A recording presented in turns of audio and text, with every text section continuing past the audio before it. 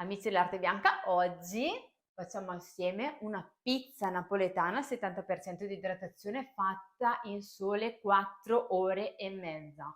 Sì, siamo qui tutti vivi ancora, anche se abbiamo alzato un po' la dose del lievito, non è successo assolutamente nulla, anche perché non è quello che influenza la digestione e avere un impasto giusto. Quello che influenza la digestione e che influenza l'estensibilità è assolutamente la scelta della farina. Io ho scelto anche di idratare un po' di più l'impasto, solitamente faccio delle pizze al 65 o 67% con una cottura a 500 gradi circa, invece farò una cottura a 450 gradi. Naturalmente la cottura è fondamentale, se avete un forno che arriva alle alte temperature, questo fa assolutamente la differenza, questo lo devo dire. Se avete un forno a gas, a legna, un elettrico come ho anche io qui in casa che arriva ad alte temperature, questo assolutamente fa la differenza, ma deve esserci alla base comunque qualcosa, nel senso dobbiamo fare delle scelte giuste e corrette, non stiamo facendo un 24 ore, possiamo utilizzare una farina forte come facciamo solitamente. Stavolta faremo una ricetta che prevede poche ore di lievitazione. E come faremo ad avere dei buoni risultati, una buona estensibilità? Lavoreremo sugli ingredienti e sulla base del nostro impasto, quindi andiamo a idratarla al 70% prima di tutto, ok? Così velocizziamo i tempi, velocizziamo anche l'estensibilità, perché avremo soltanto 4 ore poi per i panetti per avere questa estensibilità. Faremo 20 minuti circa di puntata e poi procederemo subito con lo staglio dei panetti. Poi ecco, dobbiamo naturalmente alzare la dose di lievito, ma la dose che utilizzerò, la percentuale di lievito che sto utilizzando per questa pizza fatta in sole 4 ore e mezza è la stessa percentuale che ci ritroviamo in un pane fatto al 100% di biga, quindi andiamo sull'1%, 1, qualcosa di lievito. Ho utilizzato 3,8 grammi di lievito secco, oppure potete utilizzare 9 grammi di lievito, 9-10 grammi al massimo di lievito fresco, è la percentuale che si utilizza anche per fare la biga. Se fate una pizza al 100% biga avrete dentro all'interno lo stesso lievito, digerite benissimo, per cui scordatevi questa cosa che tanto lievito fa male e bisogna per forza fare delle lunghissime lievitazioni per avere più digeribilità. Questo lo potete fare se avete intenzione di utilizzare una farina forte, allora ha bisogno di una tempistica un po' più lunga per avere la giusta estensibilità, perché non utilizzerò sicuramente una farina Manitoba, ad esempio, una farina con 350 V per fare queste 4 ore e mezza di lievitazione. Vado ad utilizzare una farina debole, una farina con 220 V al massimo, ecco, e con questa farina riuscirò ad avere l'estensibilità già inizialmente, perché comunque l'impasto non sarà tenace. Non andiamo a lavorare naturalmente su alte velocità con i macchinari, ma comunque se dovessi utilizzare una farina più forte, cosa succede? Che comunque si forma molto glutine e non riuscite a fare queste tempistiche. Quindi alziamo l'idratazione, alziamo la dose del lievito, lavoriamo sulla farina corretta e vedrete che riusciremo ad avere il prodotto adatto per la stesura e che sarà naturalmente buonissimo. Il video, sigla! Ingredienti per 6 pizze 270-280 grammi massimo. 1 kg di farina V220, non di più, mi raccomando. Se non avete la scheda tecnica sono circa 11 grammi di proteine, ecco, non di più. 700 grammi di acqua fresca va benissimo, 28 grammi di sale, 3,8 grammi di lievito secco attivo, nel mio caso, oppure anche 10 grammi di lievito fresco per una temperatura ambiente di 22 gradi, 21-22 gradi in 4 ore e mezza. Se volete farla in piena estate, ad esempio con 28-30 gradi, dovrete dimezzare quasi il lievito. Tenete conto di questa cosa perché è molto importante. Partiamo con l'impasto. Abbiamo inserito nella nostra impastatrice tutta la farina, tutto il lievito e parte dell'acqua. Un terzo dell'acqua la facciamo partire su basse velocità naturalmente e cerchiamo comunque di unire un po' questi ingredienti che abbiamo inizialmente messo, ecco. Siamo su basse velocità, su 125 giri circa, sono comunque le prime velocità dell'impastatrice. Andiamo inizialmente subito a versare il sale, soprattutto se avete la ciotola larga come la mia, inseritelo adesso, che è molto meglio, non andiamo poi a rovinare la maglia alla fine. Andiamo già a inglobare il sale adesso, così poi non ci darà fastidio naturalmente. Adesso a questo punto inseriamo soltanto il resto dell'acqua, quello che ci resta. Stiamo facendo un impasto diretto, senza autolisi, senza prefermenti, molto semplice per una ricetta molto veloce. Inseriamo pian piano, ecco, dosiamo il sale, lasciamo sempre questa velocità per adesso. Possiamo andare poi a velocizzarla però quando sarà più idratato il nostro impasto naturalmente. Adesso lasciamo pure così. Andiamo avanti versando l'acqua sempre a filo, mi raccomando, stiamo facendo un impasto diretto, però ecco, gli ingredienti vanno versati, specialmente l'acqua, diciamo, va versata un po' alla volta, ecco, quello è l'importante comunque quando si fa un impasto diretto senza autolisi. Adesso aumentiamo, possiamo leggermente aumentare, andiamo su una media velocità perché comunque adesso non abbiamo nemmeno formato la maglia glutinica, per cui andiamo a velocizzare un attimo. E in ogni caso, anche se io velocizzo con questa tipologia di farina che forma di per sé in natura poco glutine, non avrò chissà che maglia, ecco, quindi al posto che sta, ecco, adesso come vedete questo è l'impasto finito. Dopo una decina di minuti c'è una maglia che non è troppo tenace, ecco, è una maglia quasi pronta all'apretto, bella morbida. La lasciamo riposare 20 minuti. Dopo 20 minuti procediamo con lo staglio in panetti da 270-280 grammi anche, e poi usciranno 6 bei panetti che li metto nella nostra cassetta di lievitazione.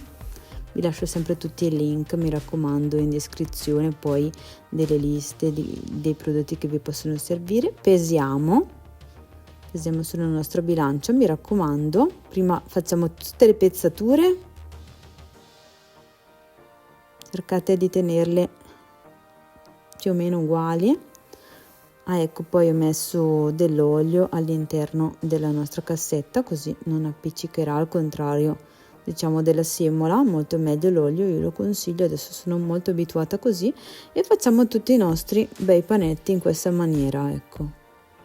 Abbiamo fatto un panetto proprio normalmente, vedete com'è già molto morbido questo impasto, non è troppo tenace, riesco già a gestire il panetto, riesco già a fare il panetto tranquillamente, sembra proprio di avere un impasto che ha già riposato molto e invece alla fine ha una maglia molto morbida, quindi riusciamo già a fare i panetti per fare un apretto proprio minimo di 4 ore alla fine, perché va benissimo per una maglia così, un apretto di 4 ore. Li mettiamo tutti a riposo a temperatura ambiente, 22 gradi, ripeto, per circa 4 ore. Dopo circa 4 ore i nostri panetti, vedete, si presentano così. Adesso vi faccio vedere come li tolgo dalla cassetta di lievitazione e li stendo per infornare, perché ho già preparato il mio forno elettrico a una temperatura di 450 gradi, per cui ho già misurato con il mio pirometro. Adesso tolgo in questo modo con la spatola e vado a stendere la nostra prima pizza.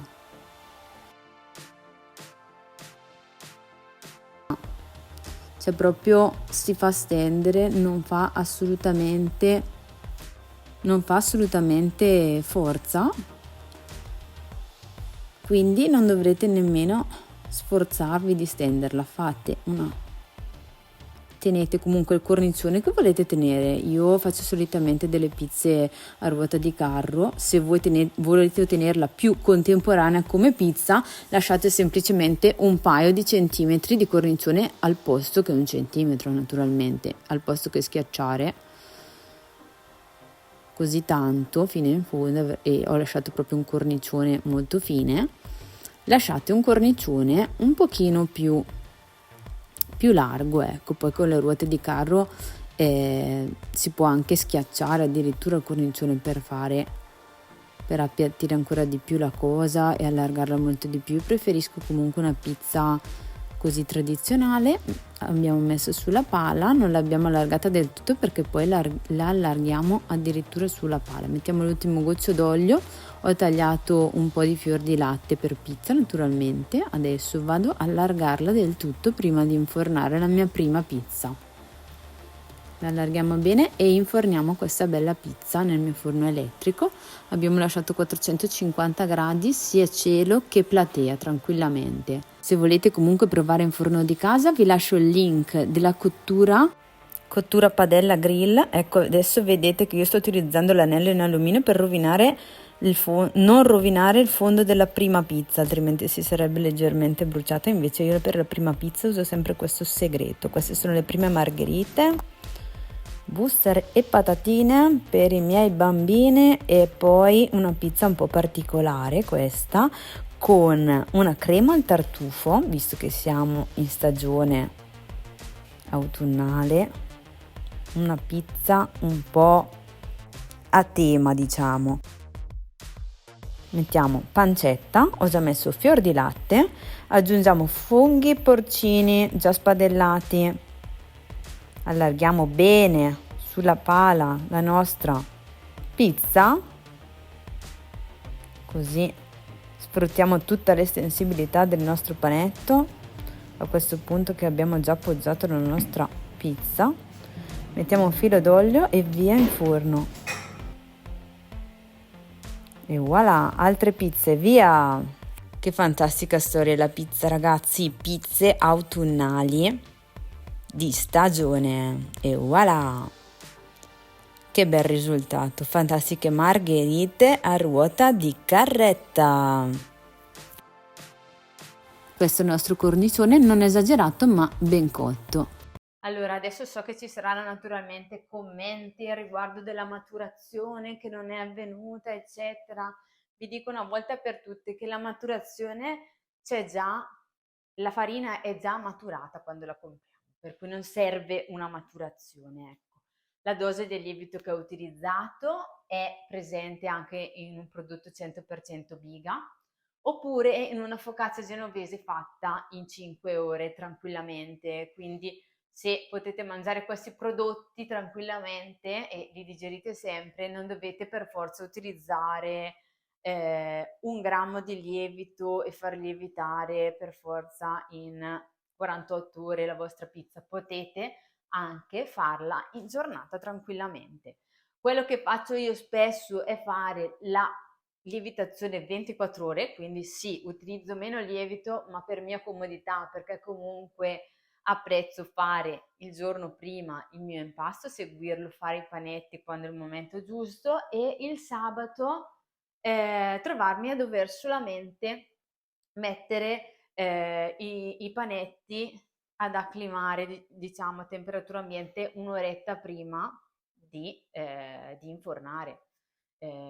Questa è una mia comodità, faccio la pizza 24 ore per comodità, semplicemente, altrimenti comunque la potrei fare benissimo e la faccio anche a volte in giornata. Questo è il mio riassunto, è tutto per farvi capire che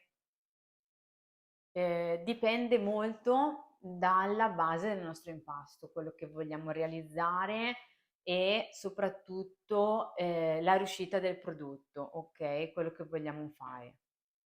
Naturalmente, cosa conta anche per la digestione della pizza al giorno d'oggi non è assolutamente il lievito, tant'è che qualcuno il lievito di birra lo prende anche in capsule per i capelli, se vogliamo dirla tutta, per cui assolutamente non è che è il lievito che ci frega quando non digeriamo la pizza, a volte mixiamo un po' troppe cose e succede che non digeriamo il tutto, oppure cosa c'è alla base? Una cattiva cottura, perché comunque se non riusciamo, se non ha un'estensibilità giusta la pizza, poi può far fatica, diciamo, a cuocersi nel cornicione, e per cui non la digerite poi, oppure può esserci una cattiva proprio cottura, nel senso che non è stata cotta abbastanza bene, con una pietra magari fredda. Questo assolutamente può succedere, e anche queste sono le cose, magari esagerare troppo con il sale.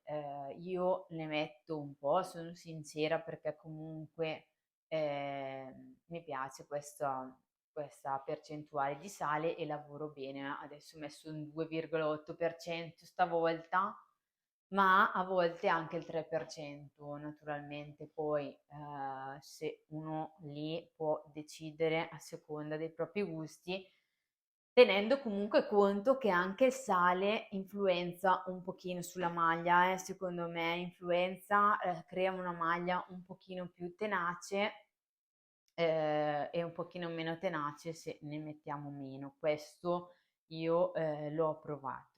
Ecco, io vi chiedo di mettere un like, esprimere il vostro parere tra i commenti, così ne parliamo un po' anche qui sotto, e soprattutto iscrivervi al canale se non l'avete ancora fatto e volete seguire i prossimi video. Vi auguro una buona giornata e vi do appuntamento al prossimo video. Ciao!